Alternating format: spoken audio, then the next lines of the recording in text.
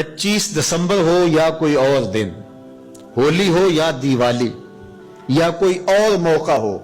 غیر مسلموں کے ساتھ ہمیں رواداری کا جو سبق ہمارے دین نے ہمیں دیا ہے ہمیں اچھی طرح سے یاد ہونا چاہیے۔ ہم نے غیر مسلموں سے رواداری کا طریقہ مغرب سے نہیں سیکھنا، آمنہ کے لال سے سیکھنا ہے۔ تو ہمیں کبھی بھی اس عقیدے سے انحراف نہیں کرنا چاہیے۔ ہمارے آیان اقتدار، ہمارے کار پردار ذمہ دار حکومتوں کے تخت و تاج کے مالک مختلف ادوار کے اندر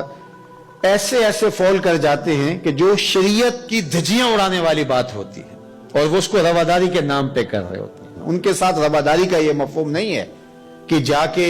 جو ہے وہ ان کے بتوں کی آپ تعظیم کریں اور ان کے اوپر چڑھاوا چڑھاویں یا پرشاد جا کے ان کی کھائیں،